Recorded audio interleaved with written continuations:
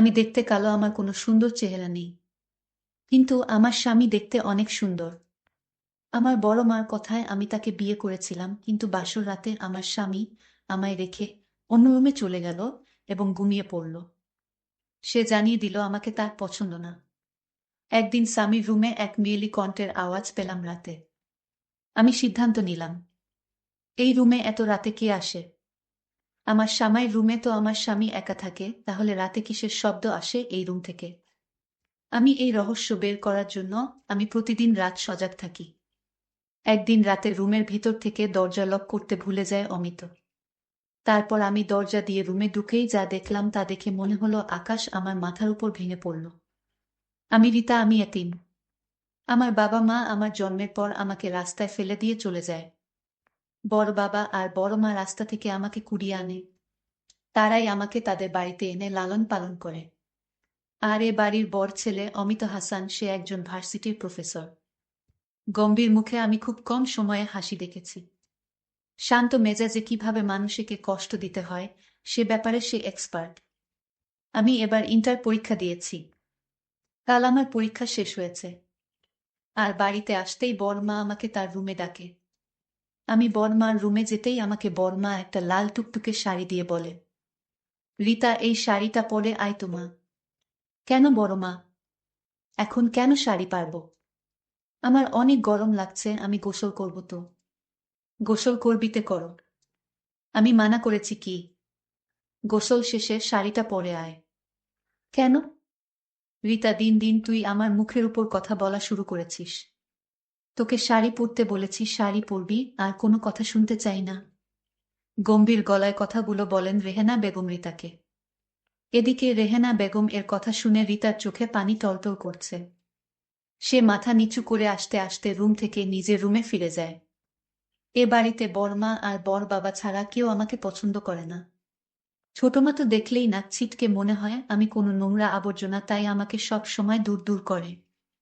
আচ্ছা, আমার বাবা মাকে আমার দেখার অনেক ইচ্ছা। সবার বাবা মা আছে, আমার কেন নেই? আমার বাবা মার কি আমার কথা একবারও মনে হয় না? আমি তো জানি মায়েরা সন্তানের জন্য সব করতে পারে। তাহলে আমাকে কেন রাস্তায় ফেলে গেল? নিজের রুমে ঢুকে বিছানায় গা এলিয়ে দিলাম। আমার এ বেহায়া চোখে মনে হয় সাগর আছে।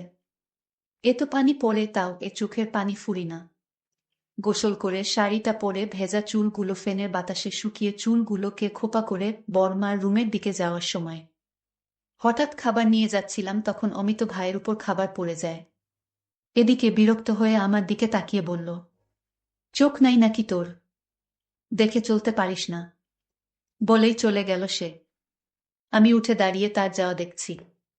এ মানুষটা আমাকে দু চোখে সহ্য করতে পারে না, আর আমি তাকে দু চোখ ভরে দেখি। আর বড় মা চাচ্ছেন আমি তাকে বিয়ে করি। বড় মার রুমে যেতেই বড় মা আর বড় বাবা আমাকে তাদের পাশে বসিয়ে বলে, রীতা মা, আমাদের ওপর কি তোর ভরসা আছে? রীতা অবাক হয়ে তাকিয়ে আছে। এই দুই মানুষের জন্যই তো ও আজ এ পৃথিবীতে বেঁচে আছে। সে বলে, বড় মা, বড় বাবা, তোমরা না থাকলে কি আর আমি এ পৃথিবীতে থাকতাম? তোমরা আছো বলেই আমি আছি। আর তোমাদের ভরসা করব না তে কাকে ভরসা করব বলো? আমি জানি তোমরা আমার জন্য সে সিদ্ধান্ত নিবা, সেটা আমার ভালোর জন্য। আমার আস্থা আছে তোমাদের ওপর। রীতার কথা শুনে অমিত এর মা বাবা মুখে একটা প্রাপ্তির হাসি ফুটে ওঠে। তারা রীতাকে বলে, রীতা মা, তোর কি কোনো পছন্দের মানুষ আছে? কথাটা শুনে আমার মনে আর মস্তিষ্কে অমিত ভাইয়ের কথা আর চেহারা ভেসে ওঠে। আমি বড় মা বড় বাবার দিকে তাকিয়ে বলি, না, আমার তেমন কেউ নেই। আর থাকলে তো তোমাদের জানতাম, তাই না? আচ্ছা, তোমরা এইসব কথা কেন বলছো? আমার কথা শুনে বড় বাবা আর বড় মা দুজন দুজনকে চোখের ইশারায় কথা বলছে। আমি তাদের মুখ চাওয়াচাওয়ি করছি। কিছুক্ষণ পর বড় বাবা বলেন, আমি একটা সিদ্ধান্ত নিয়েছি। রীতা বলে, কি সিদ্ধান্ত বড় বাবা? আমি তোর আর অমিত এর বিয়ের সিদ্ধান্ত নিয়েছি। বড় বাবার কথা শুনে আমার বুকের মধ্যে ধুকপুকানি শুরু হয়ে যায়। অমিত আর আমার বিয়ের কথাটা মস্তিষ্কে আসতেই আমার মাথাটা কেমন ঝিমঝিম করে ওঠে। যে মানুষটা আমাকে কষ্ট দিয়ে আমাকে সব সময় কটু কথা শোনাতে পছন্দ করে, মেয়ে মানুষটা আমাকে পছন্দ করে না, সে আমাকে বিয়ে করবে, এটা আমার বিশ্বাস হয় না। আমার গলা শুকিয়ে গেছে। আমি ঢুক গিলে বললাম, বর বাবা কি সব বলছো? আমার আর বড় ভাইয়া বিয়ে? ঠিক বলেছি আমি। কেন, তোর কোনো আপত্তি আছে কি? আমার জানা মতে তো কোনো আপত্তি থাকার কথা নয়। বড় মা বলে, শোন রিতা, আমরা যে সিদ্ধান্ত নিয়েছি তোর ভালোর জন্য। বিশ্বাস রাখ, এতে তোর ভালোই হবে মা। আমি শুধু দুজনের মুখে দিকে তাকিয়ে দেখি, তারা অধীর আগ্রহে তাকিয়ে আছে আমার কথা শোনাতে জন্য। আমি তাদের দিকে তাকিয়ে মুচকি হেসে বলল, তোমরা যা করবে তাই হবে। আমার কোনো আপত্তি নেই। এরপরেই এশারের নামাজের পর আমার আর আব্রাহামের বিয়ে হয়। রান্না করতে দিয়ে কালকের কথাগুলো ভাবছিলাম। হঠাৎ আমার গালে একটা চড় পড়াই আমি চমকে উঠি। সামনে তাকিয়ে দেখি। হঠাৎ করে গালে চড় পড়াই আমি চমকে উঠে সামনে তাকিয়ে দেখি অমিত ভাই দাঁড়িয়ে আছে আমার দিকে রাগী দৃষ্টিতে। তার এভাবে তাকানো দেখে আমার ভেতর ভয় ঢুকে যায়। এখন আবার কি বলবে আমাকে? আমার এসব ভাবনার মাঝে অমিত ভাই বলে ওঠে, তোকে কখন বলেছি আমার জন্য নাস্তা রেডি করতে? আর তুই এখানে দাঁড়িয়ে আছিস? শান্ত স্বরে কথাটা বলে। তার এমন শান্ত স্বরে কথা শুনে আমার আমায় ভয় লাগছে। আমি বললাম, আমি এখনই আপনার নাস্তা রেডি করছি। আসলে কফি করার জন্য গরম পানি করছিলাম, তার জন্য আমার দেরি। আপনি বসেন, আমি নাস্তা দিচ্ছি টেবিলে। কথাটা শুনেই অমিত রান্নাঘর থেকে টেবিলে গিয়ে বসে। তাড়াতাড়ি করে অমিত ভাইকে নাস্তা দিয়ে আমি চলে আসব, তখন সে পিছন থেকে বলে, আমাকে কি তোর ভিখারি মনে হয়? মানুষ কুকুর বিড়ালকেও খেতে দিয়ে পাশে দাঁড়িয়ে থাকে, সেখানে আমি একটা জলজ্যান্ত মানুষ, আমাকে কি তোর চোখে পড়ে না? অমিত ভাইয়ের কথা শুনে আমি ভয়ে ভয়ে বললাম, আমি দুঃখিত, আমাকে মাফ করে দেন। আমি এরপর থেকে এমন করব না বলেই তার পাশে গিয়ে দাঁড়ালাম। সে এমনই খেয়ে চলেছে, আমি যে তার পাশে দাঁড়িয়ে আছি। একবার তো জিজ্ঞাসা করতে পারে আমি খেয়েছি কিনা। মনে মনে কথাগুলো ভাবছিলাম, কখন যে তার খাওয়া হয়ে গেছে টের পাইনি। বড়মার ডাকে আমার ঘোর কাটে।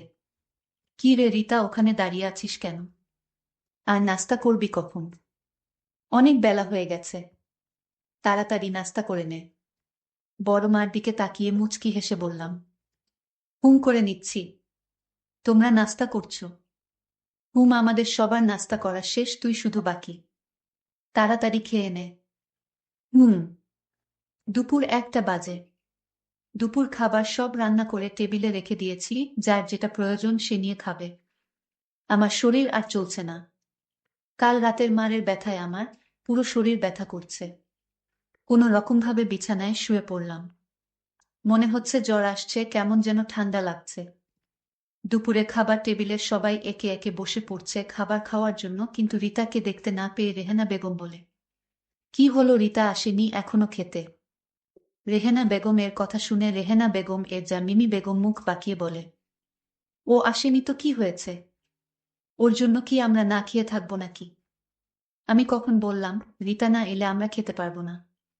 বলনি, তাহলে অপেক্ষা করছো কেন? ওই মেয়ের জন্য। বলেই তিনি খাওয়া শুরু করে। সবাই খাওয়া শুরু করে, রেহেনা বেগম এর মনটা কেমন করে রিতার জন্য। তিনি খাওয়া শেষ করে রিতার খাবার প্লেটে সাজিয়ে নিয়ে রিতার রুমে এসে দেখে রিতা বিছানায় ফ্যান অফ করে কম্বল গায়ে জড়িয়ে শুয়ে আছে। রিতাকে এভাবে শুয়ে থাকতে দেখে তার কপালে ভাঁজ পড়ে, সে খাওয়ারটা টেবিলে রেখে রিতার পাশে বসে মাথায় হাত দিতেই চমকে উঠে, ওর পুরো শরীর জ্বলে পুড়ে যাচ্ছে। তিনি তাড়াতাড়ি করে কটা বাটিতে করে পানি আর একটা রুমাল ভিজিয়ে রিতার কপালে রাখে। তারপর তাড়াতাড়ি করে নিজের রুমে গিয়ে জ্বরের ওষুধ এনে খাওয়ায়। এভাবে জ্বরপট্টই আর ওষুধ খাওয়ানোর ফলে আস্তে আস্তে রিতার জ্বর কমতে শুরু করে। রাত 8টা বাজে, রিতা বিছানায় শুয়ে মাথা ব্যথায় ভুগছে। মাথা প্রচণ্ড ব্যথা করছে। তার এ সময় মায়ের কথা মনে পড়ছে। তার মা থাকলে তাকে এ সময় একা রেখে কোথাও যেত না। তার মাথায় হাত বুলিয়ে দিত। তার কি খেতে ইচ্ছা করছে সেটা বানিয়ে খাওয়াতো। তাকে মাথায় হাত বুলিয়ে ঘুম পাড়িয়ে দিত। এসব কথা ভাবার সময় বুক থেকে দীর্ঘ শ্বাস বের হয়। এসব ভাবনা যে কখনো পূরণ হবে না। তার যে মা নেই, বাবা নেই, সে যে এতিম। কথাগুলো মনে হতেই সে ডুকরে কেঁদে ওঠে। কেন আর 5টা স্বাভাবিক মানুষের মতো তার জীবন হলো না?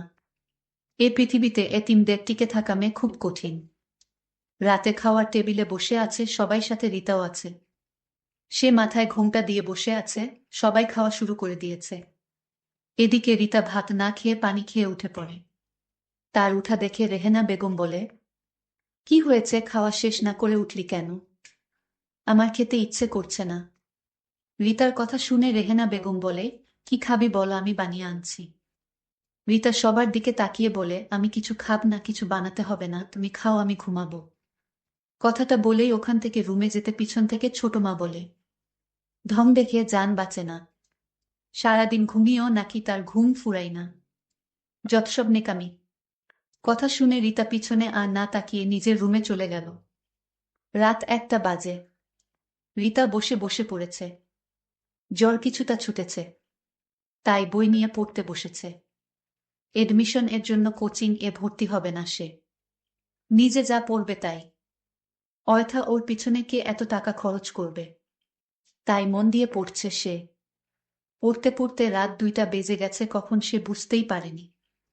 পড়ার টেবিল থেকে উঠে আয়নার সামনে দাঁড়িয়ে নিজেকে পরখ করে সে। সে তো সুন্দর না দেখতে, উজ্জ্বল শ্যামলা, তার মুখটাও ছোট ছোট। মুখে ব্রণের দাগ। তার মতো অসুন্দর মেয়েকে কি করে এমন সুদর্শন পুরুষ পছন্দ করবে? অভিমান হলেও তুমি আমাকে। তারপর বড় মার কথায় এক পর্যায়ে আমার সাথে অমিত ভাইয়ের বিয়ে দিয়ে দিল। বিয়ের প্রথম বাসর রাতে অমিত ভাই আমাকে বলে, তুই আমার মাকে ভুলিয়ে বালিয়ে কৌশল ব্যবহার করে আমাকে বিয়ে করলি কেন? না অমিত ভাই, আমি আপনাকে বিয়ে করতে চাইনি। আপনার মা আমাকে পছন্দ করে বিয়ে দিয়েছে আপনার সাথে। তুই কি করে ভাবলি তোর মতো এতিম মেয়েকে আমি বিয়ে করব? আমি বাবার দিকে তাকিয়ে শুধু তোকে বিয়ে করেছি। আর তুই কি না চাস এ বাড়িতে রাজরানী হয়ে থাকতে, তা কখনো সম্ভব না। তোর এই আশা কোনোদিন পূরণ হবে না। আমি বললাম, দেখুন, আপনার মা আমাকে পছন্দ করে আপনার সাথে বিয়ে দিয়েছে। এখানে আমার কি দোষ? তোর দোষ মানে? তুই রাজি হলি কেন? তোর রাজি হওয়াটাই তোর অপরাধ। তোর মতো কালো মেয়েকে আমার বড় করে নিব কি করে ভাবলি? এই কথা বলে অমিত ভাই তার স্টোর রুমে ঘুমাতে গেল। আমি কাঁদতে লাগলাম আর বলতে লাগলাম, হয় আল্লাহ, আমার কপালে কি এই পরিণতি ছিল। কাঁদতে কাঁদতে শুয়ে পড়লাম। হঠাৎ অমিত যে রুমে ঘুমায় সে রুম থেকে কিসের যেন আওয়াজ আসছে, মনে হচ্ছে কোনো মেয়ের শব্দ। আমি অবাক, এই রুমে তো অমিত একা, তাহলে মেয়েদের মতো শব্দ হচ্ছে কেন? আমি ধীরে ধীরে রুমের দরজার কাছে গেলাম এবং দরজায় টোকা দিতে সাহস পেলাম না। কিন্তু আমার একটাই রহস্য খুঁজে বের করতে হবে। স্টোর রুমে কিসের আওয়াজ, এটা আমার জানতে হবে। কিন্তু আমি প্রতিদিন নামাজ পড়ে আল্লাহর কাছে দোয়া করি, আমার স্বামীকে আমার কাছে ফিরিয়ে দাও। আমাকে কালো করে তুমি তো বানিয়েছ, তাহলে তুমি আমার স্বামীকে আমার কাছে ফিরিয়ে দাও। আমি যখন রাতে ঘুমাতে গেলাম হঠাৎ আবার সেই রুম থেকে আওয়াজ আসছে। সেই দিন হয়তো আমার অমিত হাসান দরজা ভিতর থেকে নক করতে মনে ছিল না। আর তাই আমি দরজায় দিয়ে রুমে গিয়ে দেখি আমার বান্ধবীর সাথে বসে গল্প করছে, হাসাহাসি করছে। আমার বান্ধবী বলতে লাগলো, আমি তোমাকে অনেক ভালোবাসি অমিত। তুমি তোমার কালো ভূতনি বউকে এ বাড়ি থেকে তাড়িয়ে দাও। অমিত হাসান বলছিল, রিতাকে প্রতিদিন মারধর করি, তারপরও বাড়ি থেকে যায় না। আমি যে দাঁড়িয়ে তাদের কথাগুলো শুনছি, সেদিকে তাদের কোনো খেয়াল নেই। আমাকে দেখার আগেই আমি চলে আসলাম। আমি তাদের দৃশ্য দেখে আমার মনকে কোনোভাবেই বুঝাতে পারছিলাম না। আমি কান্নায় ভেঙে পড়লাম। আমার বান্ধবী দেখতে অনেক সুন্দরী আর তাই তাকে ভালোবাসে। আর আমি দেখতে কালো, তাই আমাকে সে পছন্দ করে না। আমি কালো হয়েছি, এটা তো আমার হাত নেই। উপরওয়ালাই হবে। আর আপনারা কোন ধরনের গল্প শুনতে ভালোবাসেন তা অবশ্যই কমেন্ট করে জানাবেন। সেই পর্যন্ত সবাই ভালো থাকবেন, ধন্যবাদ।